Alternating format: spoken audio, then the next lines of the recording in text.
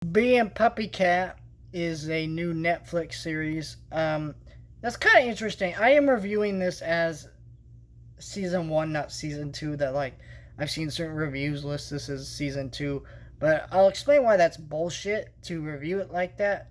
Because basically, there was the show was a YouTube thing on Frederator or whatever, some YouTube channel.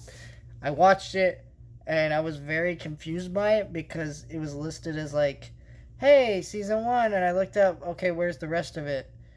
And there was like very few episodes, and they didn't have any inclinations about a season two, even though they had a trailer about for a season two. Like I was looking, like it was very weird what happened with the show, but Netflix picked it up, and this show is a reboot of the first few episodes. The first four episodes of the show are just remaking the first episodes that came out back in the day, and they look better. And there's plot things that were changed about them. Not going to go into those details because the show is worth checking out, even though I didn't personally love this show.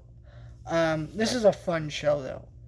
I didn't love it. I liked it though. It's this show is about this girl who's a 22-year-old, which is nice to see. Now, this is like, if you go on Netflix, this is listed in Netflix's kids section, but realistically, this is a show that you could watch with your kids, but it's more interesting to an adult.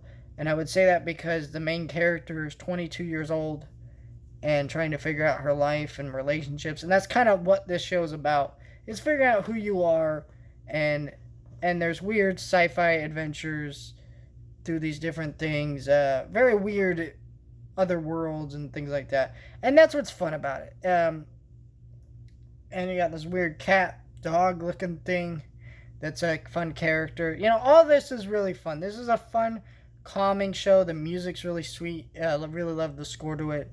This is just a beautifully animated show, and so I really like this show. It kind of reminded me of an Adventure Time.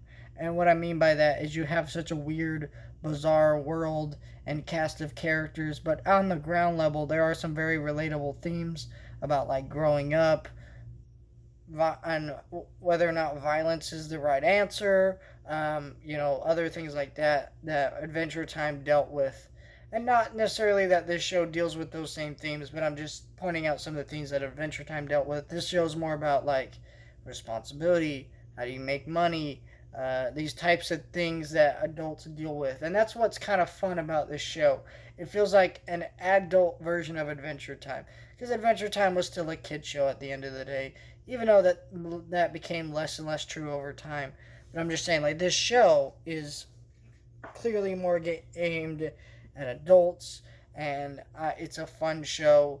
I didn't love it personally. I think what it is this is a fun show that I definitely appreciated more than I liked, because it just really isn't my style of show, but I did want to talk about it because I do think you should watch this show and support it, as I will continue to do, because I did enjoy it.